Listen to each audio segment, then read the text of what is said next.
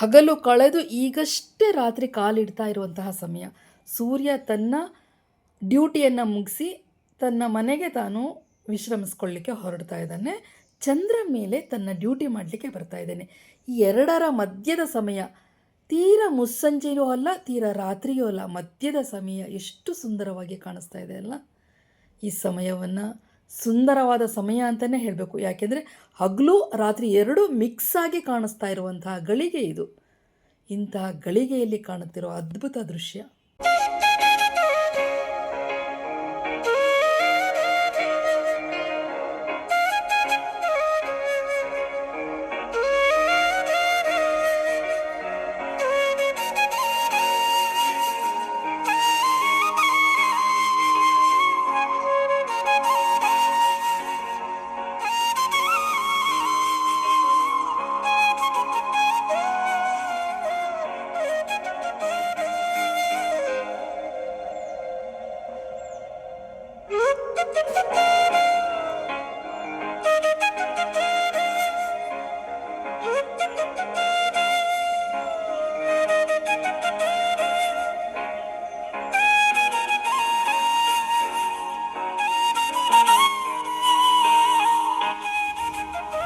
ಎಷ್ಟು ಸುಂದರವಾದ ಪ್ರದೇಶ ಅನ್ನಿಸ್ತಾ ಇದೆ ಅಲ್ಲ.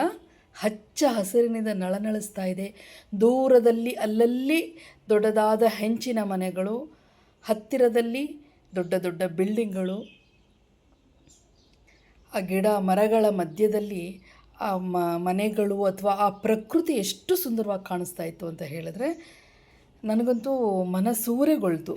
ಸ್ನೇಹಿತರೆ, ನಾನು ನಿಮ್ಮ ಯೂಟ್ಯೂಬ್ ಗೆಳತಿ ಆಶಾರಾಣಿ, ಮಲೆನಾಡು ಹುಡುಗಿ. ನನ್ನ ಯೂಟ್ಯೂಬ್ ಚಾನಲ್ಗೆ ನಿಮಗೆಲ್ಲ ಮತ್ತೊಮ್ಮೆ ಸ್ವಾಗತ. ಫ್ರೆಂಡ್ಸ್, ನಾನು ಇತ್ತೀಚೆಗೆ ಒಂದು ಪ್ರತಿಷ್ಠಿತವಾದ ಊರು, ಪ್ರಸಿದ್ಧವಾದ ಒಂದು ಊರಿನಲ್ಲಿ ಒಂದು ವಾರ ಉಳ್ಕೊಳ್ಳುವ ಸಂದರ್ಭ ಬಂತು.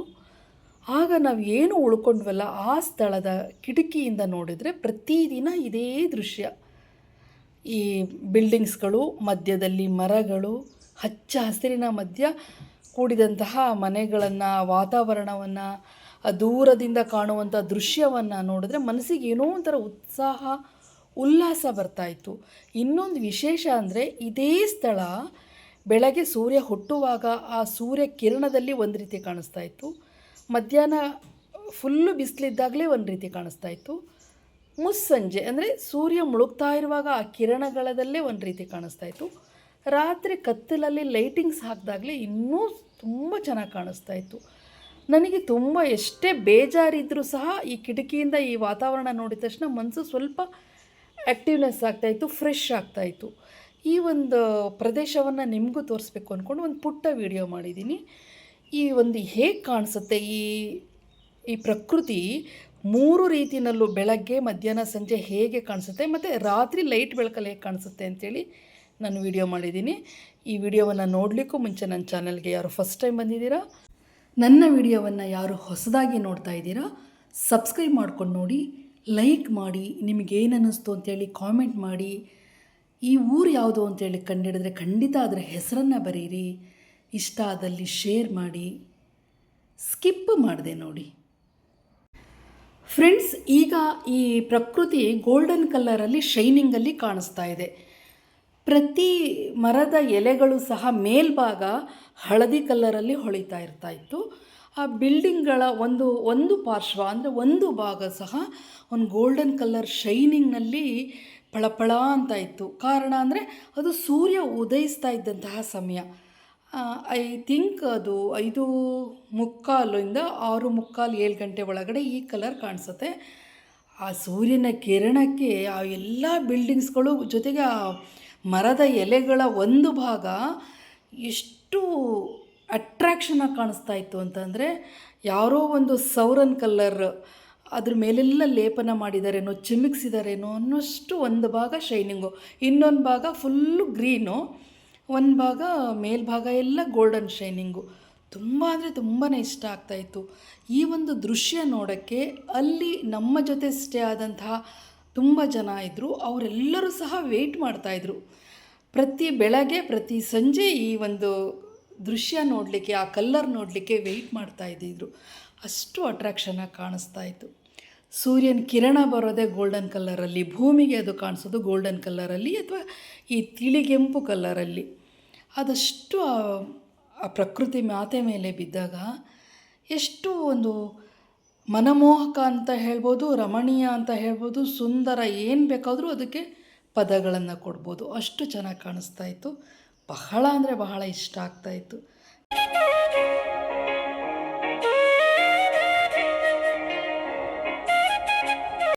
ಈಗ ಮಧ್ಯಾಹ್ನ ಹೆಚ್ಚು ಕಮ್ಮಿ 1 ಗಂಟೆಯಿಂದ ಸಂಜೆ 4 ಗಂಟೆವರೆಗೂ ಇಷ್ಟು ಸ್ವಚ್ಛವಾಗಿ ಕಾಣಿಸುತ್ತೆ ಅದೇ ಪ್ರಕೃತಿ.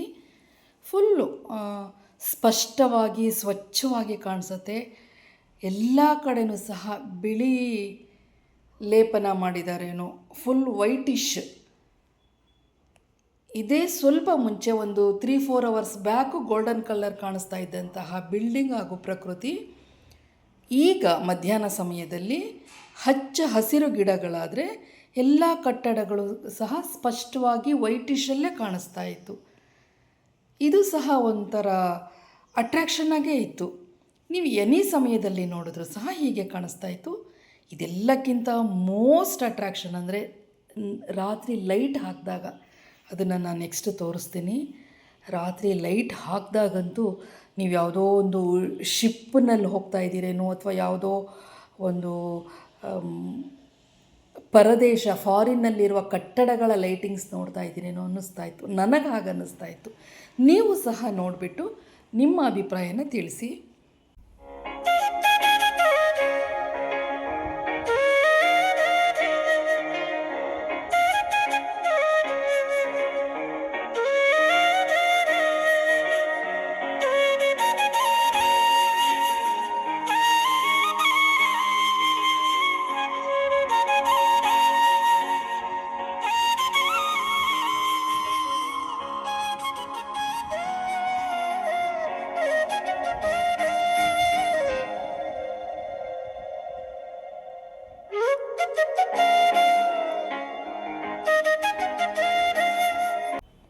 ಈಗ ನೋಡಿ ಫ್ರೆಂಡ್ಸ್, ಒಂದು ಕಡೆ ತಿಳಿ ಕೇಸರಿಯಾಗಿ ಕಾಣಿಸ್ತಾ ಇದೆ. ತಿಳಿಗೆಂಪೂ ಅಲ್ಲ, ಅದು ತಿಳಿ ಕೇಸರಿನಲ್ಲ, ಮಧ್ಯದ ಬಣ್ಣ ಜೊತೆಗೆ ಬಿಳಿಯ ಬಣ್ಣ ಎರಡೂ ಸಹ ಮಿಕ್ಸ್. ಯಾಕೆ ಅಂದರೆ ಇದು ಸಂಜೆ. ಇದರ ಸಮಯ ಬಂದು ಹೆಚ್ಚು ಕಮ್ಮಿ ಒಂದು 5:30ಯಿಂದ 6:30ವರೆಗೂ ಈ ಕಲರ್ ಕಾಣಿಸ್ತಾ ಇರುತ್ತೆ. ಇದು ಸಹ ಏನೋ ಒಂಥರ ಡಿಫ್ರೆಂಟ್ ಅನ್ನಿಸ್ತಾ ಇಲ್ವಾ ನಿಮಗೆ? ಅದೇ ಪ್ಲೇಸಾ ಅಂತೇಳಿ ನಿಮಗೆ ಕ್ವಶನ್ ಮಾರ್ಕ್ ಆಗ್ತಾ ಇದೆಯಲ್ಲ. ಮೇಲೆಲ್ಲ ಆಕಾಶದಲ್ಲಿ ಮೋಡಗಳ ಒಂದು ಡಿಸೈನು, ಥರಥರವಾದ ಮೋಡಗಳ ಡಿಸೈನ್, ಕೆಳಗಡೆ ತಿಳಿಗೆಂಪು ಮಿಶ್ರಿತ, ತಿಳಿ ಕೇಸರಿ ಮಿಶ್ರಿತ ವಾತಾವರಣ ಕಾಣಿಸ್ತಾ ಇತ್ತು ನೋಡಿ. ಹಚ್ಚ ಹಸಿರಿನಿಂದ ಕಾಣಿಸ್ತಾ ಇದ್ದಂತಹ ಮರಗಳೆಲ್ಲ ಈಗ ಒಂಥರ ತಿಳಿಗೆಂಪು ಬಣ್ಣದಲ್ಲಿ ಕಾಣಿಸ್ತಾ ಇದೆ. ಇದು ಸಹ ತುಂಬಾ ಅಂದರೆ ತುಂಬ ಆಕರ್ಷಕವಾಗಿ ಮೋಸ್ಟ್ ಅಟ್ರಾಕ್ಷನ್ ಆಗಿ ಕಾಣಿಸ್ತಾ ಇತ್ತು. ಐ ಥಿಂಕ್ ನಿಮಗೂ ಸಹ ಈ ಒಂದು ದೃಶ್ಯ ತುಂಬ ಮನಸ್ಸೆಳೀತಾ ಇದೆ, ಮನಸೂರೆಗೊಳ್ತಾ ಇದೆ ಅಂತೇಳಿ ನನಗನ್ನಿಸ್ತಾ ಇದೆ. ಯಾಕೆಂದರೆ ಅಲ್ಲಿ ನೂರಾರು ಜನ ಇದ್ದರು, ನೂರಾರಿನ ಸಾವಿರಾರು ಇದ್ದರು. ನಮ್ಮ ಮುತ್ತ ಇದ್ದಂಥವರೆಲ್ಲ ನೂರಾರು ಜನ. ಅವರೆಲ್ಲರೂ ಸಹ ಈ ಒಂದು ಸಮಯಕ್ಕೆ ಕಾಯ್ತಾಯಿದ್ರು. ಆ ಸಮಯವನ್ನು ನೋಡಿ ಕಿಟಕಿಯಿಂದ ನೋಡಿದ ತಕ್ಷಣ ಹೋಗ್ಬಿಟ್ಟು ಎಲ್ಲ ಫುಲ್ಲು ಕಿಟಕಿ ಹತ್ರ ನಿಂತ್ಕೊಳ್ಳೋರು ನೋಡಲಿಕ್ಕೆ. ಅಷ್ಟು ಚೆನ್ನಾಗಿರ್ತಾಯಿತ್ತು. ನಿಮಗೂ ಹಾಗೆ ಅನಿಸ್ತಾ ಇದೆ ಅಂಥೇಳಿ ನನ್ನ ಭಾವನೆ.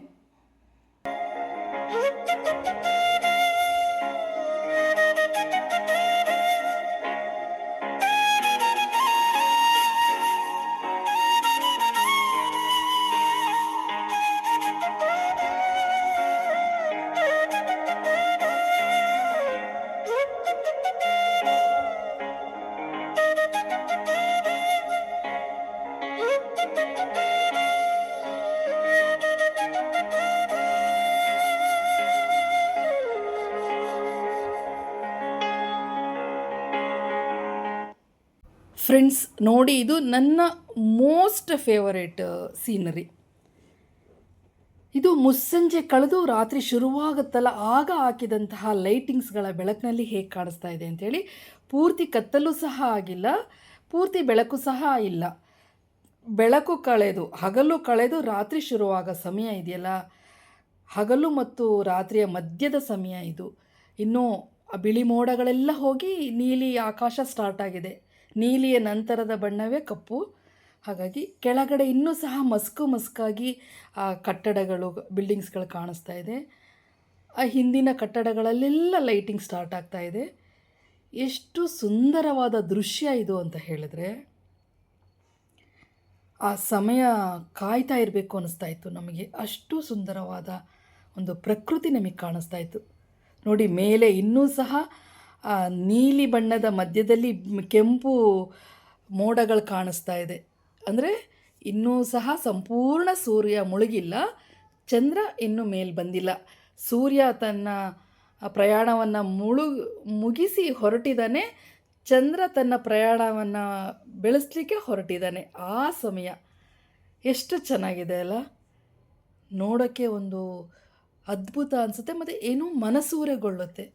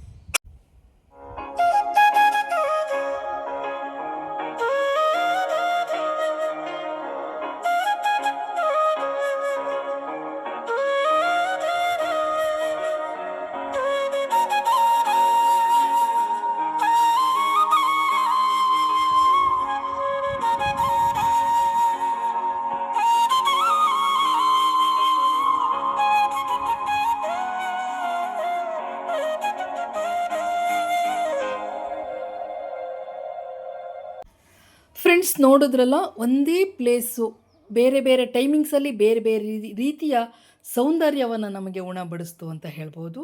ಇದು ಪ್ರಕೃತಿ ನಮಗೆ ಕೊಟ್ಟಂತಹ ಕೊಡುಗೆ.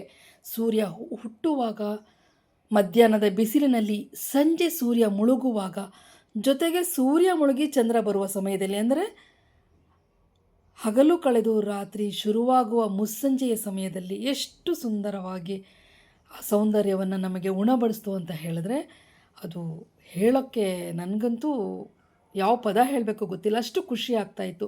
ಆ ಖುಷಿಗೂ ಒಂದು ಕಾರಣ ಇತ್ತು. ಯಾಕೆ ಅಂತ ಹೇಳಿದ್ರೆ, ನಾವು ಅಲ್ಲಿ ಒಂದು ದುಃಖದ ಸನ್ನಿವೇಶದಲ್ಲಿ ಆ ಸ್ಥಳಕ್ಕೆ ಹೋಗಿದ್ವಿ. ಆ ದುಃಖವು ಈ ಒಂದು ದೃಶ್ಯ ನಮ್ಮನ್ನು ಮರೆಸ್ತಾ ಇತ್ತು. ನಾನು ಸ್ಟಾರ್ಟಿಂಗಲ್ಲಿ ಹೇಳಿದೆ, ಇದು ಯಾವ ಸ್ಥಳ ಅಂಥೇಳಿ ಕಂಡಿಡೀರಿ ನೋಡೋಣ ಅಂತ ಹೇಳಿ.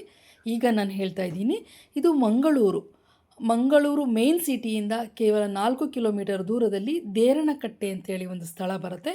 ಅಲ್ಲಿ ಎನೆಪೋಯ ಅಂತೇಳಿ ಒಂದು ಪ್ರಸಿದ್ಧವಾದ ಆಸ್ಪತ್ರೆ ಇದೆ.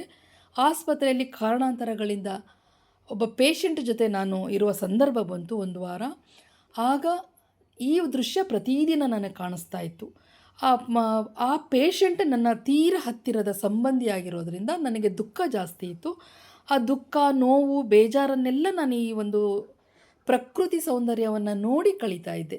ಇದು ನನ್ನ ಒಂದು ಶಕ್ತಿ ಕೊಟ್ಟಿದೆ, ರಿಲ್ಯಾಕ್ಸ್ ಕೊಟ್ಟಿದೆ, ಮನಸ್ಸಿಗೆ ಖುಷಿ ಕೊಟ್ಟಿದೆ.